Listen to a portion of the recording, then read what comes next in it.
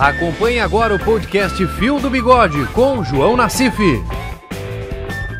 Patrocínio Imbralite, fibrocimento é aqui. E Plaçon do Brasil, presença global, atendimento personalizado.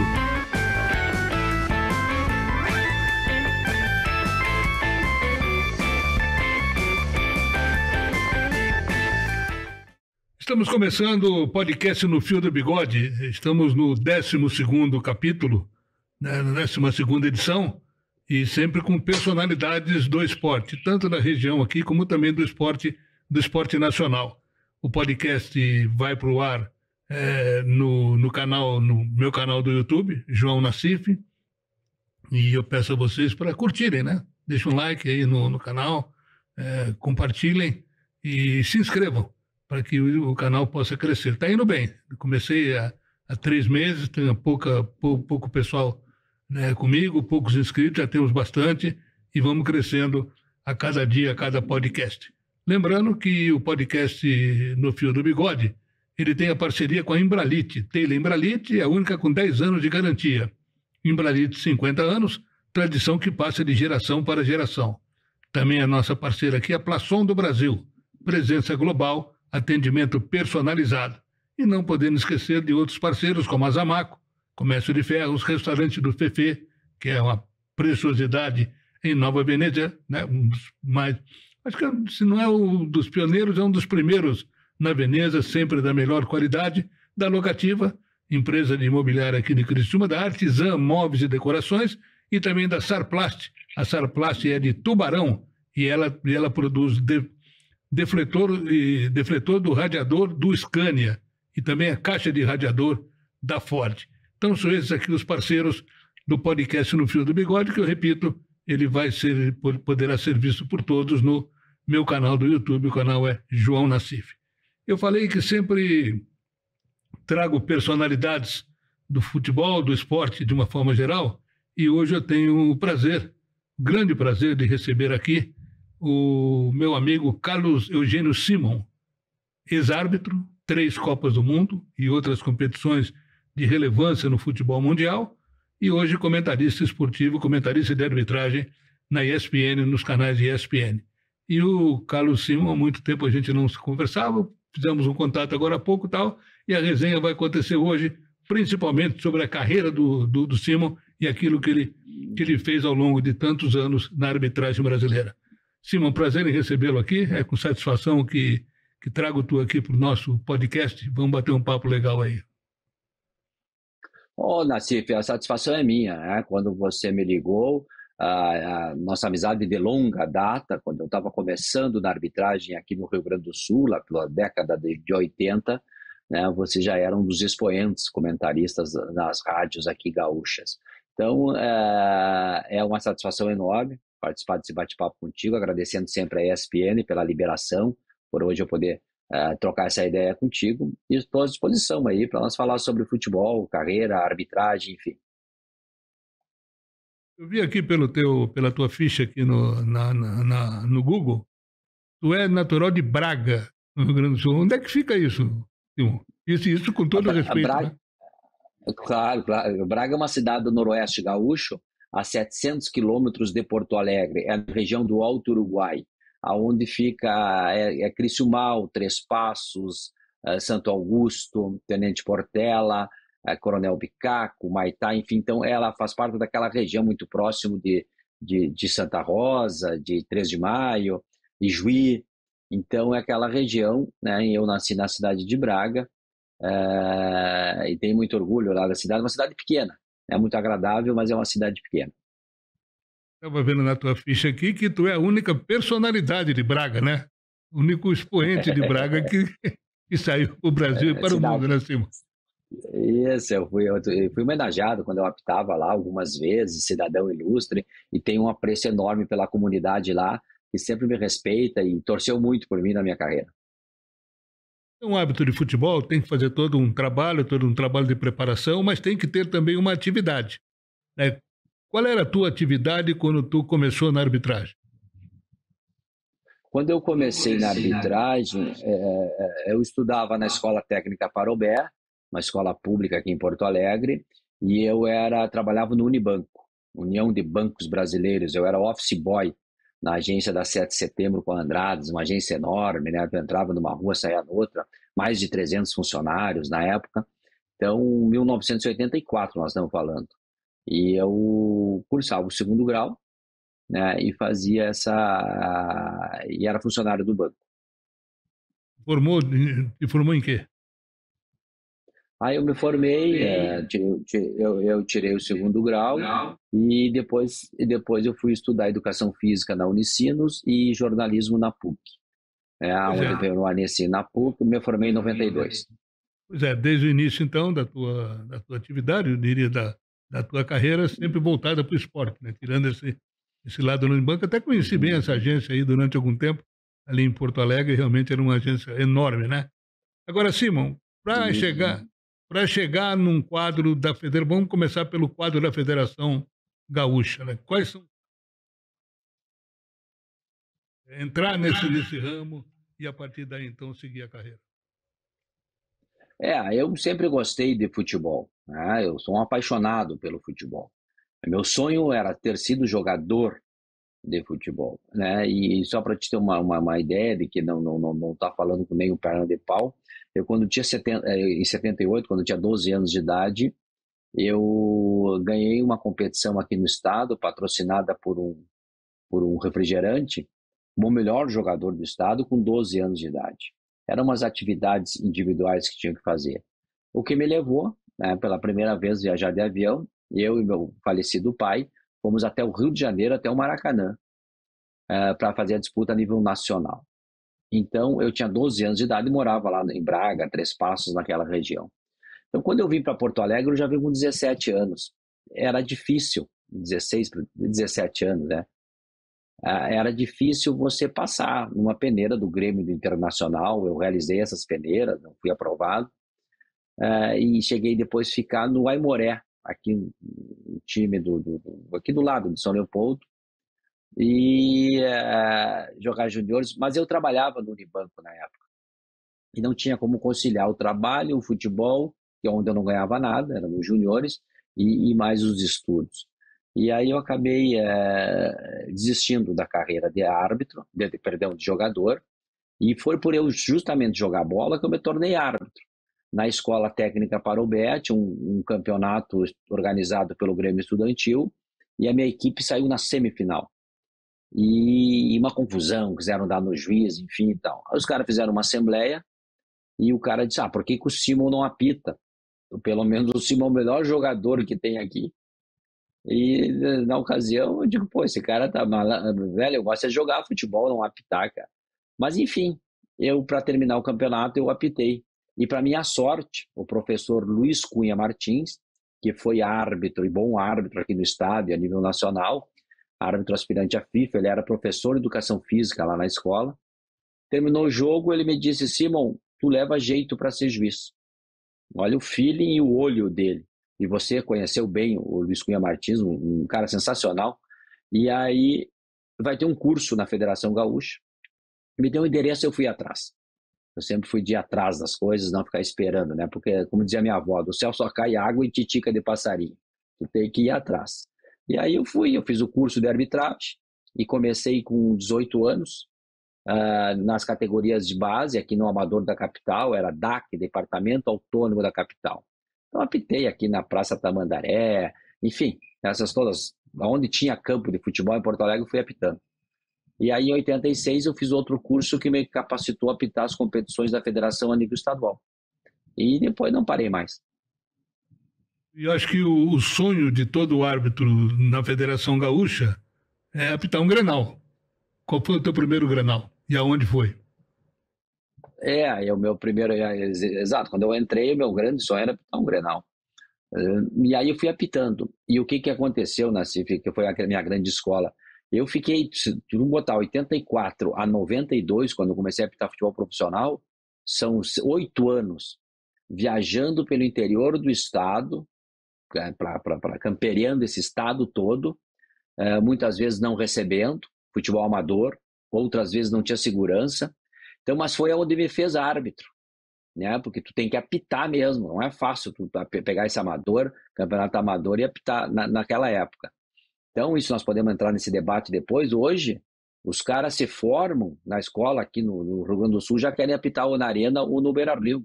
Em Santa Catarina, querem apitar no Heriberto Russo, na Ressacada, né? Ou no estádio do Figueirense, das grandes equipes aí de Santa Catarina. E assim sucessivamente. O cara que se forma no Rio quer apitar no Maracanã. E aí nós estamos vendo o fracasso que está a arbitragem nacional, porque os caras não têm cancha e experiência nenhuma. Então, quando eu fiz essa boa base no interior do estado, eu só fui apitar Grenal em 1995, 11 anos depois de ter me formado no primeiro curso de arbitragem. Apitei no Estádio Olímpico, antigo Estádio Olímpico, o Grêmio ganhou por 2-0, gol de Paulo Nunes e Jardel. E aí foi minha estreia com o Luiz Pivato e o Silvio Rogério, os assistentes, que foi o primeiro Grenal que eu apitei em 95. Então você veja bem, esse tempo todo, né? Claro que eu entrei na CBF em 93, comecei a apitar a segunda divisão, o Campeonato Gaúcho, aí o Grenal, e aí que as portas foram se abrindo, o cavalo foi passando encilhado e eu fui montando. Por que eu fui montando? Porque realmente eu tinha condição, né? que eu fui preparado e muito bem, né? que foi trabalhar no amador aqui no nosso estado. Tu citou um detalhe interessante da experiência dos árbitros que hoje, né, não tiveram lá para trás, não comeram a grama, como se diz, né, para poder chegar onde chegaram. Daqui a pouco nós vamos falar sobre isso. Mas tu falou que dentro desse processo todo de crescimento profissional, tu acabou chegando à FIFA. E eu conversei outro dia, fiz aqui um podcast, Simo, com o Wilson Luiz Seneme, e até perguntei a ele o seguinte: a indicação do árbitro para a FIFA, ela é por mérito ou ela é pelo aspecto político? E ele garantiu que as indicações são por mérito, é a meritocracia que leva um árbitro a botar o escudo da FIFA. A tua chegada na FIFA, de que forma tu foi trabalhada, e a tua estreia, por onde foi, irmão? Além das Copas do Mundo, que nós vamos falar depois, né? Não, na minha época, se você pegar, você tinha 10 árbitros da FIFA. Hoje você tem 10 que botam o escudo da FIFA, mas, olha, com muita boa vontade, 5 apitam qualquer jogo. Na minha época, os 10 apitavam qualquer jogo. Você vai buscar pela memória, vai se lembrar de Antônio Pereira, de Sidraque Marinho, de Wilson Souza Mendonça, da Cildo Mourão, Dalmo Bozano de Santa Catarina, o Cláudio Cerdeira, Jorge Travassos, Márcio Rezende, enfim, né, eram grandes árbitros de futebol que qualquer jogo que você botasse apitava.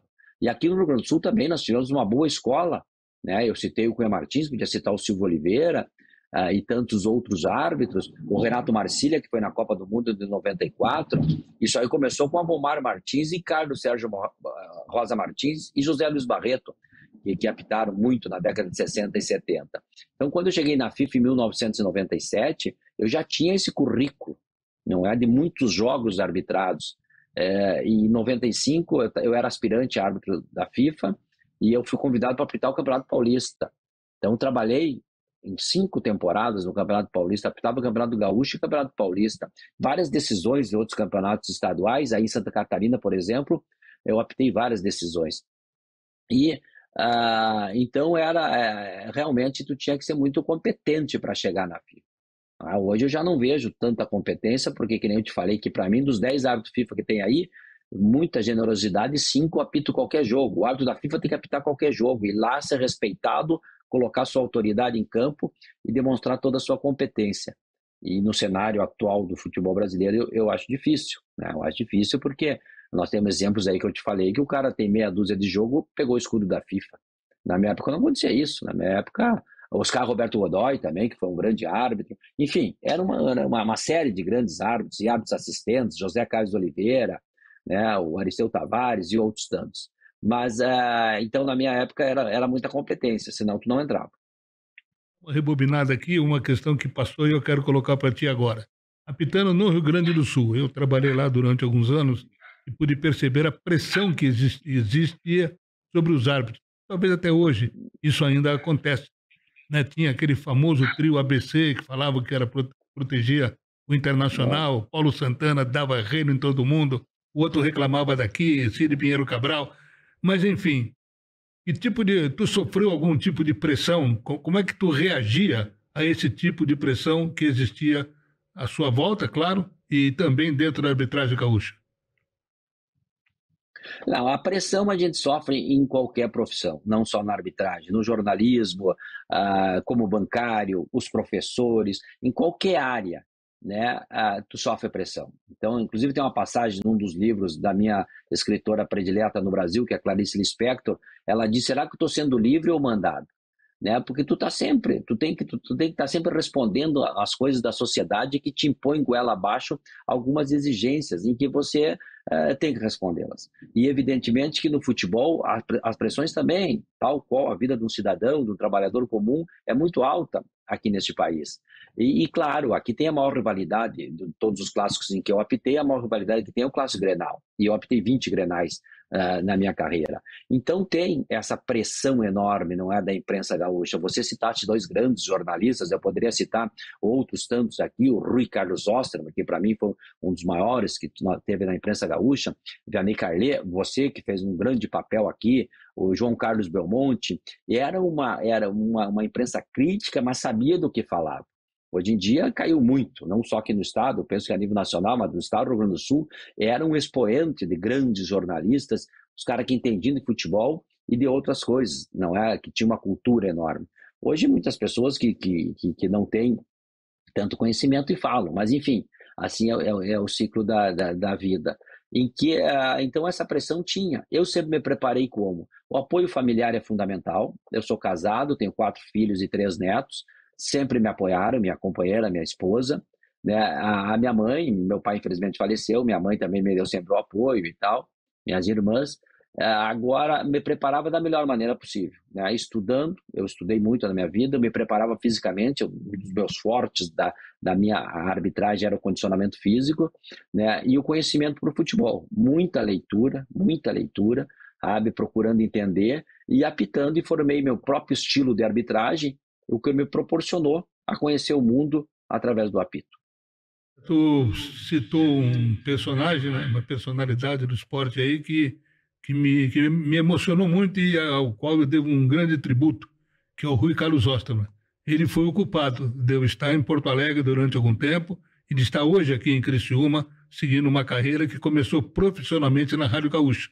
No interior de São Paulo, tal, de repente me caí dentro da Rádio Gaúcha, que eu fiquei meio atordoado no início, mas felizmente com os ensinamentos do Rui, eu pude seguir uma carreira. Então eu devo esse tributo a ele e quero fazer esse registro. Tu que citou o nome dele, como o Vianney, que foi meu parceiro, meu companheiro de rádio também. Mas, de qualquer maneira, Simão, as coisas vão evoluindo, né? E tu entrou no quadro da Federação Gaúcha, foi para a CBF, chegou à FIFA e foi para a Copa do Mundo. É o árbitro, acho que o árbitro brasileiro que mais vezes esteve em Copas do Mundo. 2002, 2006 e 2010. Então, eu queria que tu falasse dessa experiência de apitar num torneio da magnitude de uma Copa do Mundo. Então, nasci mais ou menos, não é essa a minha carreira, não é no amador, no profissional. Enfim, aí em 97 eu fui árbitro da FIFA, 98 eu apitei a final do Campeonato Brasileiro, Corinthians e Cruzeiro, 99 a final do Brasileiro, Atlético Mineiro e Corinthians. E aí em 2000 eu fui para a Olimpíada antes, em Sydney, participei de uma Olimpíada. Também apitei a final 2000, 2001 e 2002, que foi o último mata-mata, que hoje o campeonato é por pontos corridos, desde 2003. Corinthians e Santos, o Santos ganhou por 3-2. Ficou marcado aquele clássico lá com as pedaladas do Robinho. E com a grande atuação, não é, minha e dos assistentes, que realmente foi uma grande atuação, um jogaço de bola, uma grande final do campeonato. E aí eu fui para a Copa do Mundo, designado para a Copa do Mundo, fruto desse desempenho que eu estava tendo nas competições em que eu apitava. Campeonato Brasileiro, Campeonato Gaúcho, Campeonatos Estaduais, a Copa Sul-Americana, a Copa Libertadores da América. E aí eu fui para a Copa do Mundo do Japão e da Coreia, em 2002. Eu e o assistente Jorge Paulo de Oliveira Gomes. Então, é uma experiência gratificante, é uma experiência, porque a Copa do Mundo onde reúne os melhores narradores, comentaristas, jogadores, técnicos, o melhor da imprensa, os melhores árbitros, tudo está lá na Copa do Mundo. E eu tive a satisfação de conviver com Berruti Colina, o italiano e que hoje preside a comissão de arbitragem da FIFA, que para mim foi o maior árbitro da história, né? Por tudo que ele representava e do jeito que ele apitava, e eu consegui conviver com ele, hoje é meu amigo.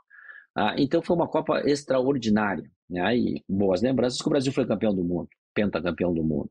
Então, quando eu entrei para apitar Inglaterra e Suécia, que era o clássico que me largaram, no clássico europeu, já de largada, né, foi extraordinário. Você lembrar, tu tá no túnel e começar, não é? Comecei a me lembrar desde quando eu comecei, de quando eu pegava uma mochilinha pro interior aqui a apitar, saía sexta-feira à noite de ônibus, voltava segunda de manhã, já tinha que trabalhar, tinha que estudar, o dinheiro era curto, então passa um filme na tua cabeça em que tu tem que, né, entrar emocionado, firme, sereno para apitar.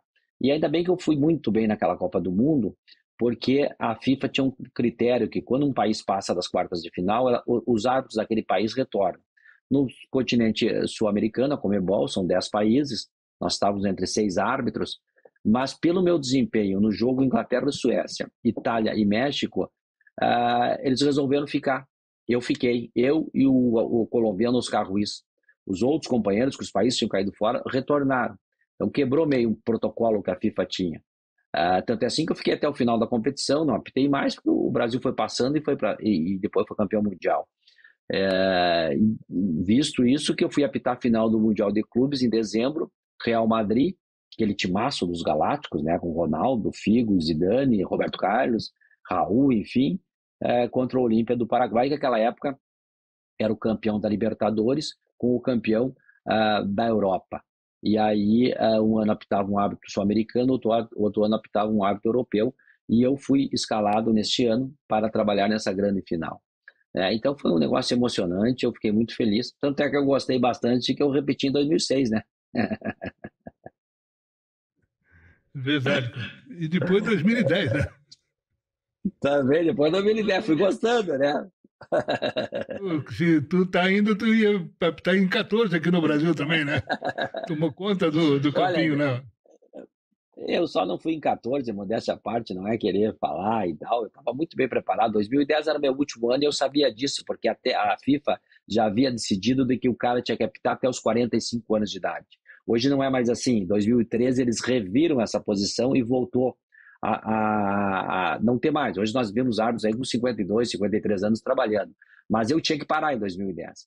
E eu parei em 2010, não é? Outro dia até publiquei no meu Instagram lá, com 9.20, 9.2 foi minha média final das 31 rodadas que eu apitei no Campeonato Brasileiro. Então estava bem, estava na ponta dos cascos, fiz uma baita Copa do Mundo com o Altemir Hausmann e o Roberto Bratz. 2006 foi com o Aristeu, Leonardo Tavares e Ednilson Corona, os assistentes. Mas enfim, tinha que parar, né? Se não tivesse que parar, quem sabe não teria ido na quarta Copa do Mundo.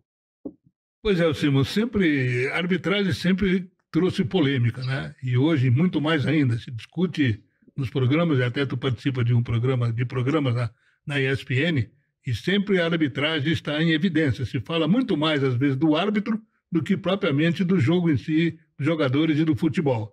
Na tua carreira, tu teve algum problema? Quais os problemas que tu encontrou? E apitar, porque daqui a pouco errou um lance aqui, o que é natural, errou outro lance ali. Como é que tu assimilava eventuais erros que tu cometeu ao longo da carreira?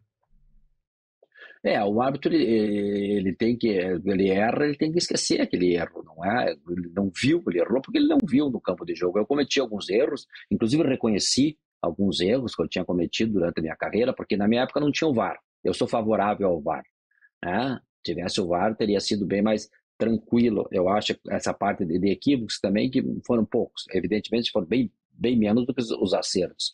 Mas teve alguns erros importantes na minha carreira, em que eu chegando em casa, toda vez que eu apitava um jogo, não é? Eu vinha para casa, minha esposa gravava, naquela época era VHS, né? Aquelas fitas cassete, e aí eu assistia aqui no meu escritório, fazia meu chimarrão e ia olhar, ver onde é que eu errei, o que eu tinha que aprender, o que eu tinha que aprimorar e tal. E vendo o lance, publicamente, os jornalistas ligavam, olha, vi na televisão e errei, não posso fazer nada. A falibilidade faz parte do ser humano. Mas hoje, com o VAR, não é tudo. Eu acho que é melhor, eu acho que o árbitro entra mais tranquilo, porque tu sabe que tem um recurso eletrônico que vai te auxiliar. Só que ele está sendo mal operado aqui no Brasil. Ele está com um protocolo, eu acho que está meio equivocado. E por isso, essa circunstância, um VAR intervencionista, um VAR que demora demais para tomar decisão. E o que falta para mim, Nassif, tu é dessa época, a essência do futebol não mudou. Para mim, hoje os árbitros não sabem analisar o que é uma falta e o que não é falta. Tem lances claríssimos de falta, o árbitro não marca. E aí, o que mudou também, muito mudou, eu acho, nesses novos cursos, o cidadão se forma, vai lá, pega o livro e vai apitar futebol. Eu te contei a minha história, eu jogava futebol, entendeu? Eu vivia com uma bola embaixo do braço, jogando bola. Então, quando eu estava no campo, quando eu dava uma lei da vantagem, era um negócio extraordinário, porque tu dá a lei da vantagem, tu antevê a jogada, o cara sofreu uma falta, tu ficou com a bola, teu companheiro ficou e vai lá e faz o gol. Isso é um negócio fantástico do ponto de vista da arbitragem. Então, vibrava com isso. E hoje me parece que os caras não. Faltas claras. Eu acho que é muita preocupação com tantas outras coisas. Quando o beabá do futebol é o árbitro identificar a falta, saber manter a sua autoridade e conversar, sair rouco de campo, e não aplicar um cartão amarelo para coibir a violência, um cartão vermelho. E eu sinto que hoje no futebol moderno, eles estão aí, querem deixar o jogo seguir. Não apita, não. Falta é falta, tem que ser apitado. Não tem esse negócio de faltinha ou faltona. Tem falta que tu coíbe em uma ação imprudente, que é tiro livre, em uma ação um pouco mais forte, que tu não leva em consideração a integridade física do adversário, tu vai levar um cartão amarelo, e um jogo brusco grave, uma força excessiva que tem um cartão vermelho, mas a falta tem que ser marcada.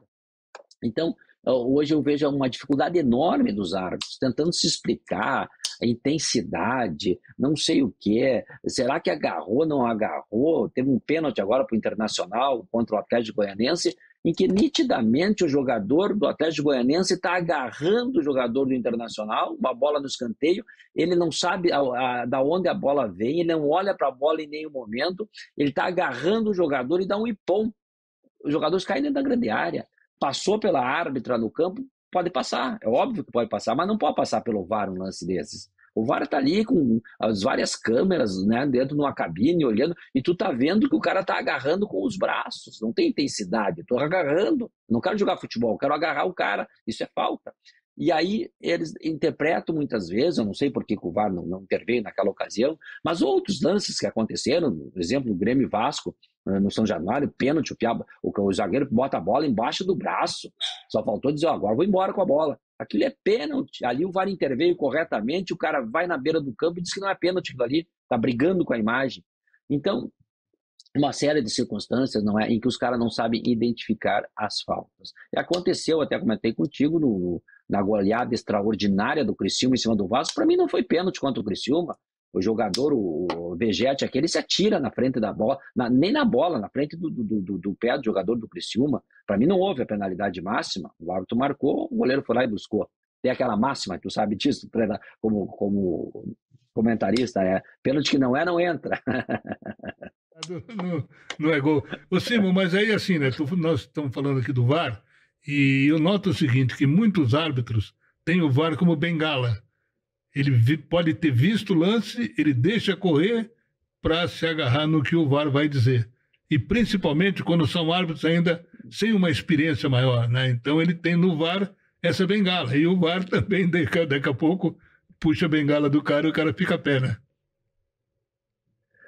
O VAR, o que o VAR veio? Ele veio para tirar essas grandes dúvidas, não é? Esses grandes erros do árbitro do futebol. Me lembro que eu estava na Copa de 2010, numa reunião com Joseph Blatter, então presidente da FIFA, deu um gol, Inglaterra e Alemanha, em que o Lampard pega do semicírculo, a bola pega no travessão e quica 1 metro dentro. E o árbitro não marcou gol, nem o assistente. Depois a Alemanha acabou ganhando de 4 da Inglaterra. E ali foi a gota d'água. Né? Ali o Blatter disse, não, vai ter que entrar tecnologia, porque em 2009 a Irlanda já tinha ficado fora da Copa do Mundo, porque a França, o Thierry Henry dominou a bola com a mão, deu um tapa na bola, cruzou, fez o gol, a França foi para a Copa e a Irlanda ficou fora. Então, vai entrar a tecnologia. Aí em 2012 entrou a tecnologia no Mundial de Clubes da linha do gol, aquela goal line, e depois mais estudos na Copa do Mundo 2018, a primeira Copa do Mundo com com a tecnologia como é hoje com o VAR. Então o VAR veio para eliminar esses grandes erros, né? Então é uma tranquilidade, isso que eu te falei, tu tá entrando em campo, sabe, se a bola entrar no gol lá, o VAR vai dizer, olha, foi gol, tá lá a imagem, não vai brigar com a imagem. Mas aí acabaram deturpando totalmente. Hoje um cara dá um lance, o mesmo lance que eu te citei no São Januário, veja bem, deram o pênalti pro Vasco contra o Criciúma e não deram pro Vasco contra o Grêmio. No mesmo lance da bola que o cara botou embaixo do braço, o outro tá com o pé na frente e o cara do Grêmio chuta o pé dele. Aí o pênalti não foi marcado. Então você veja a questão do critério, não é? Da intervenção do VAR. Qual é a linha de intervenção do VAR? Essa eu acho que é a pergunta. Qual é a linha de intervenção do VAR? Quando é que o VAR tem que entrar em ação? Me parece que não tem muito claro. E o que acontece? O que falha muito para mim é a arbitragem de campo. Quanto melhor for a arbitragem de campo, melhor vai ser o VAR. O melhor é você não utilizar o VAR durante os 90 minutos. Né? E tem lá, deixa ele lá. Agora, se porventura necessitar de usar o VAR, aí sim tu sabe que ele está lá. Então a pressão, eu acho que o árbitro entra em campo, teria que ser menor. Mas é como você falou, esperando o VAR decidir para aí tomarem a decisão. Então, o que tem que fortalecer é o árbitro de campo. Daqui a pouco eu tenho uma outra questão para colocar contigo com relação àquilo que se vê no campo que acaba irritando nós todos e torcedores e espectadores principalmente. Mas antes, eu quero dizer que na Reforma Construção nenhum material de cobertura tem melhor custo-benefício que as telhas Imbralite. São leves, práticas e duráveis. As telhas Imbralite justificam a liderança de mercado na região sul. É a primeira do mercado a oferecer 10 anos de garantia. Telhado protegido é só com a Imbralite. Plaçon do Brasil é uma multinacional de Israel. Sua matriz no Brasil é situada em Criciúma e a filial em Rinópolis, no estado de São Paulo. A Plaçon está no mercado há mais de 27 anos, produzindo soluções completas para avicultura, suinocultura e postura comercial. Além disso, possui uma equipe comercial destinada exclusivamente à comercialização de válvulas e conexões que são 100% produzidas em Israel, matriz da Plaçon. Ô Simão, eu vejo muito, e todo mundo vê, e todo mundo fica irritado, em várias, ou se não sempre, decisões da arbitragem, a favor ou contra qualquer time, forma-se uma roda ao redor do árbitro. Chegaram, inclusive, outro dia a empurrar o árbitro, enfim, por uma marcação que desagradou a alguns jogadores. E eu ouço muito falar que a cultura do brasileiro é essa, é reclamar coisa que tu não vê lá fora. Dificilmente tu vê uma situação como essa aqui, que é comum, né, no futebol brasileiro. Como é que se conserta isso, Simo? Se é que tem conserto, ou se é porque é apenas a cultura do brasileiro? Não, eu acho que tem sim, claro que tem. Tudo nessa vida tem conserto. Tem que sentar à mesa as pessoas todas envolvidas no processo no futebol. Tá? A culpa não é só do árbitro. Eu acho que o árbitro tem que ter autoridade, né? Sem ser autoritário. Tem que ter autoridade e o respeito dos jogadores. Agora, tem que ter uma orientação dos técnicos. Os próprios jogadores, tem jogadores que atuaram na Europa, não faziam. Vem para o Brasil, faz, como se aqui fosse terra de ninguém. Né? Aqui dentro fazem, deita e rola. Quando chega na Europa, não fazem mais nada. Nem olham para o juiz. Tá? Então, eu acho que tem essa mudança cultural, né, em que os técnicos devem ajudar, os jogadores ajudar, os dirigentes ajudar e a imprensa também. Cada um dentro do seu papel e, obviamente, o árbitro dentro do campo. Manter a autoridade com tranquilidade, com serenidade, apitou, tá apitado. Tá? E se ele punir o jogador, o Tribunal de Justiça Desportiva também tem um papel importante. A punição tem que ser severa, de acordo com a infração que ele cometeu. Muitas vezes a gente vê que tem uma punição aqui e depois acaba virando tudo em cesta básica. Né? Então aí não vai punir corretamente o jogador. Então eu acho que tem sim, porque é inadmissível o que estão fazendo. Inadmissível. O árbitro apitar uma falta, ou reverter um arremesso lateral, o assistente botou para um lado, era para outro, é uma gritaria sem tamanho. É cara indo lá peitar o assistente, peitar o árbitro, peitar o quarto árbitro, entendeu? Aconteceu até um dia deram um pontapé numa cabine de VAR. Isso aí, aonde vamos chegar? O futebol brasileiro já não é mais de futebol jogado antigamente. Isso tem que ser dito também. O nível técnico caiu. Tu é numa época aí de que eu também de grandes jogadores. Olha, o Brasil tinha excelentes jogadores, e com grandes equipes também. Hoje o nível técnico, você olha um jogo da Premier League com o jogo do Campeonato Brasileiro, parece que os caras lá é que jogam o verdadeiro futebol, aqui nós praticamos outra coisa. Então, em termos de velocidade, de intensidade, de esquema tático, de tudo. Então, eu acho que isso aí tem conserto, mas tem que se reunir todo mundo e dizer, olha, isso, vamos mudar esse negócio. Vamos mudar a arbitragem também, vamos mudar, mas vai ser assim que vai funcionar.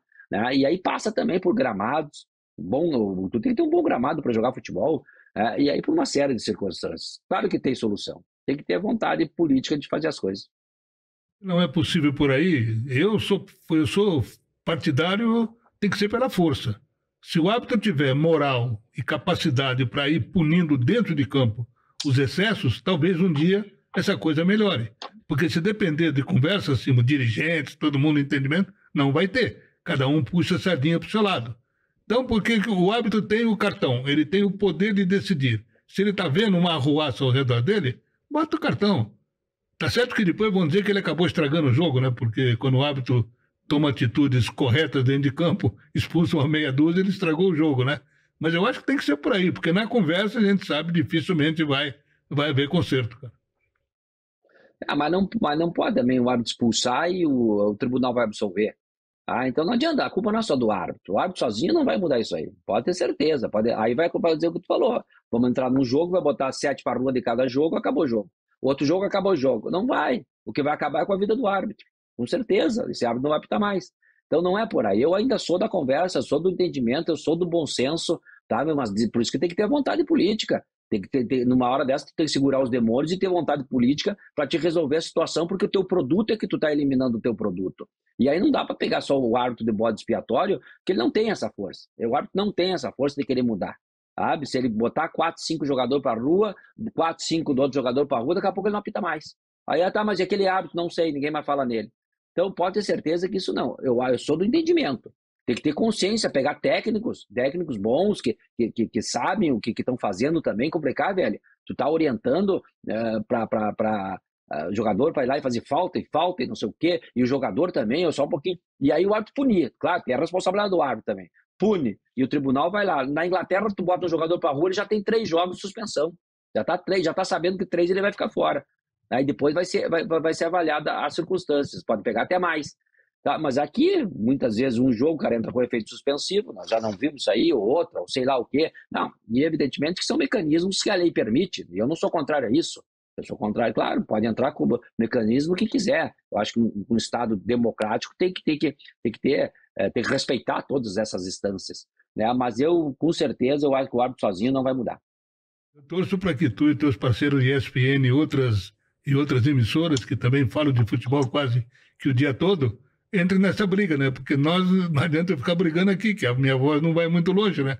Agora vocês têm esse poder também de poder colocar a coisa em ordem, né? Ajudar para colocar a coisa em ordem. Porque o que eu noto, Simão, e aqui também acontece isso, é que assim, o árbitro erra, o árbitro normal teve a sua falha, amanhã ele vai ser escalado para o jogo desse time que sentiu que ele errou, que pelo menos pediu um acerto, e os caras já começam a detonar o cara.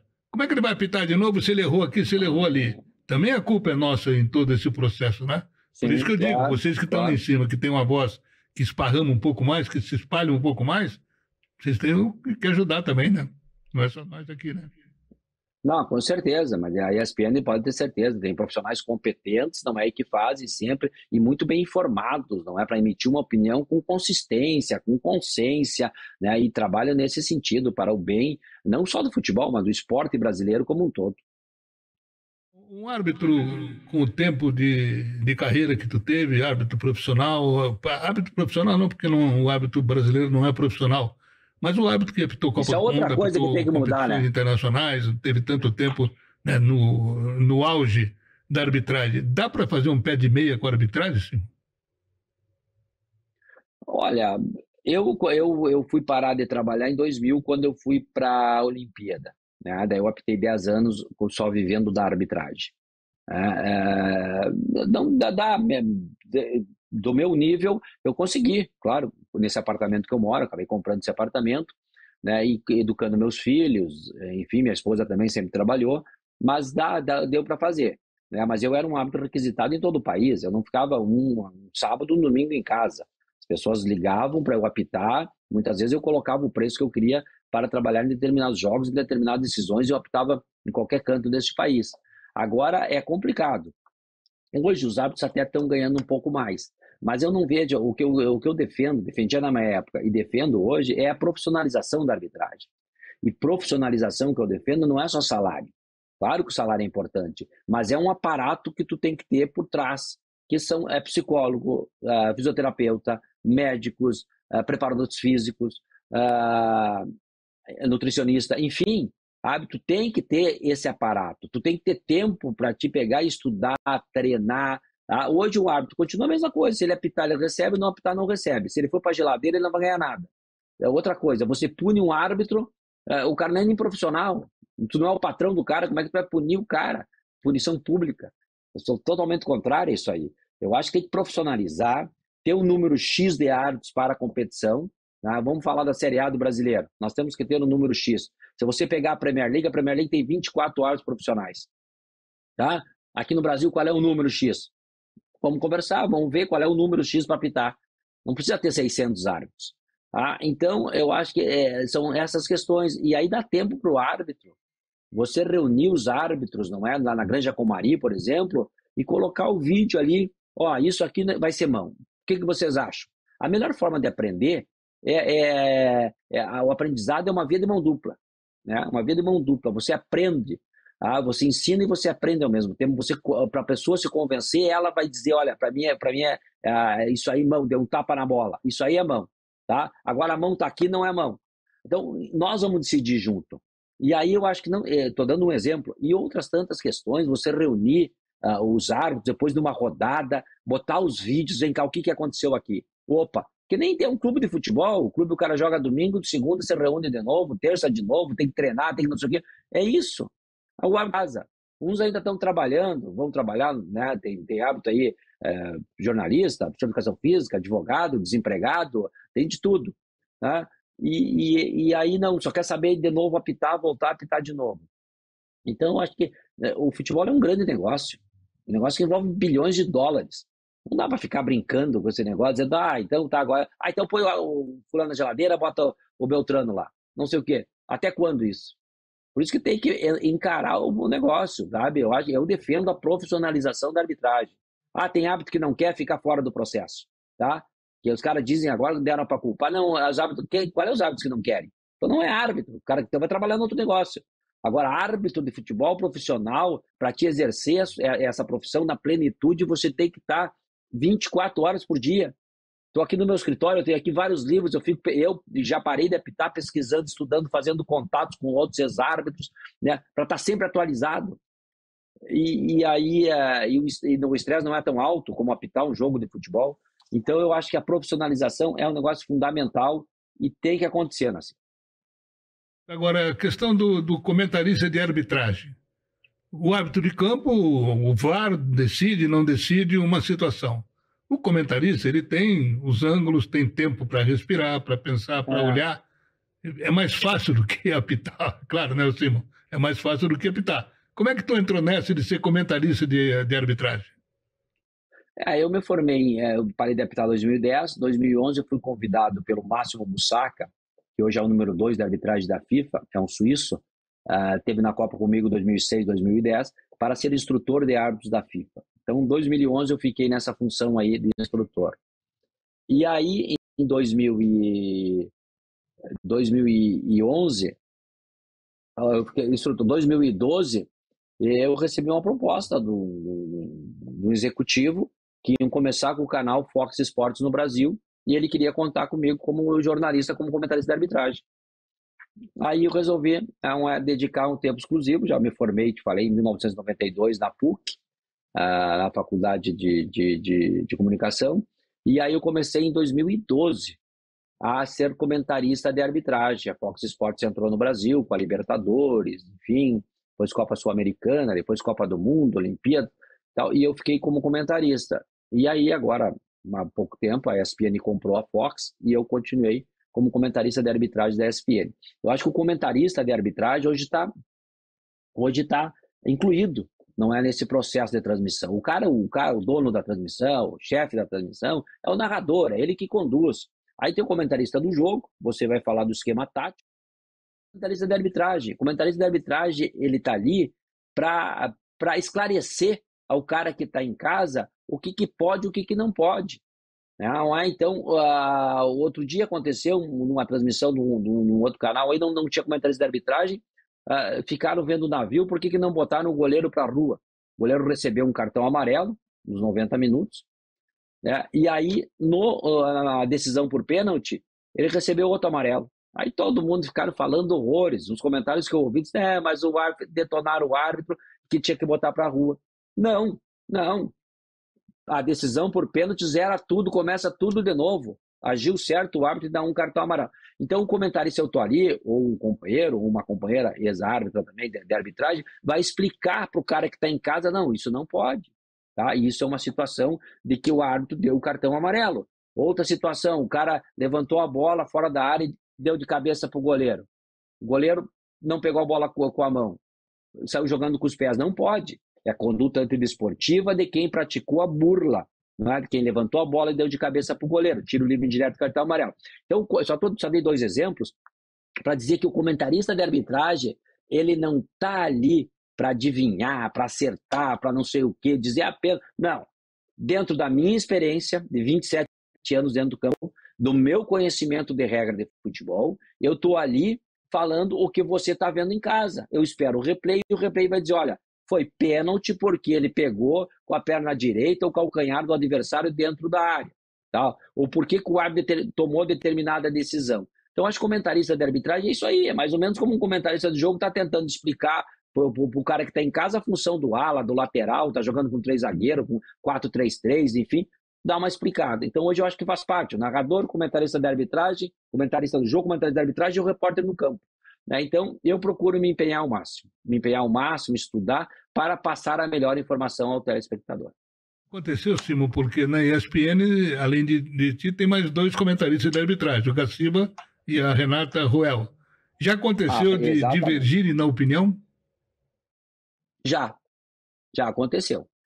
Já aconteceu de nós divergirmos, e pode acontecer, é difícil, mas pode, porque a regra, ela é basicamente, 80% é interpretativa. Você vai interpretar a regra do jogo. Então eu posso interpretar de uma maneira, os outros companheiros de outra maneira. Isso já aconteceu, são raríssimas às vezes, mas já aconteceu. Feito. Acho que é interessante tudo isso que a gente tá conversando aqui, porque eu, como eu disse, falei com o CNM há uns 3, 4 podcasts atrás, e pude sentir ali, ele estava tranquilo, né? Até porque, Simão, eu tenho por princípio o seguinte, se eu trago um convidado, eu não posso hostilizar o convidado, né? Eu não posso colocar o bicho na parede e meter uma bala nele, no paredão, né? Eu procuro ser sempre dentro da condição de entrevistador, de repórter, de jornalista, ser o mais elegante possível. E eu coloquei para o cinema algumas questões, e claro que não foram questões para complicá-lo, para colocar ele na parede, perguntando sobre o trabalho que ele está fazendo junto à arbitragem no sentido de melhorar a arbitragem brasileira. Ele falou algumas questões tal, e uma que me chamou a atenção. Ele falou que a escala do final de semana está definida, os árbitros vêm para a CBF, vêm para o Rio de Janeiro na quinta-feira, para passar por um processo de instrução, de entendimento, buscar critérios. Tu acha que isso pode funcionar e pode ajudar também a melhorar a arbitragem? Olha, eu não sei se está funcionando.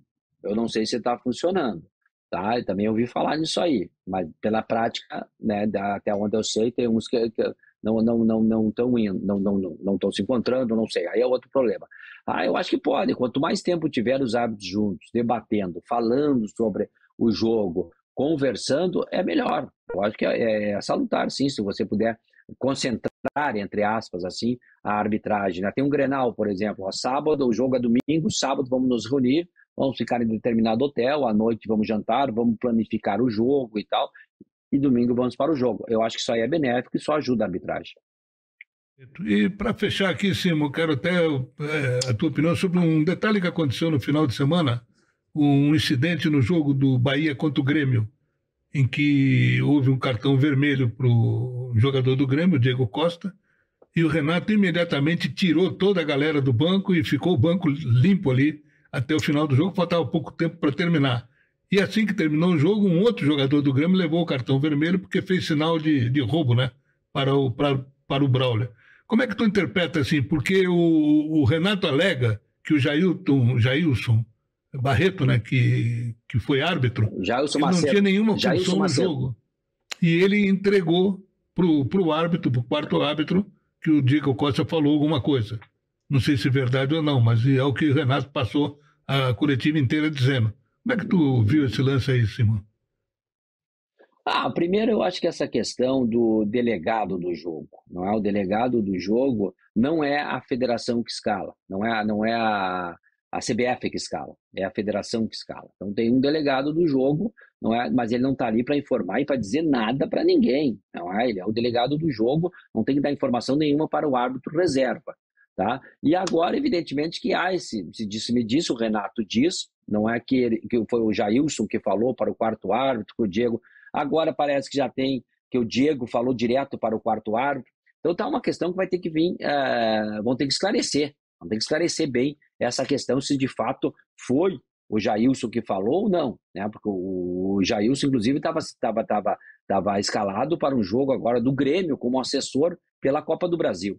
Né? Então tu veja bem a confusão que isso aí transformou. Né? E a outra questão, eu acho que é uma conduta totalmente antidesportiva do Renato. Não havia necessidade nenhuma de tirar todos os jogadores do banco de suplente. Eu nunca tinha visto isso aí. Não sei se você já presenciou um fato desse, que o treinador pega todo mundo que está no banco de suplente e tira. Eu acho que é uma conduta totalmente antidesportiva, intempestiva, que não havia necessidade, mas tudo bem. O Renato entendeu que era isso aí.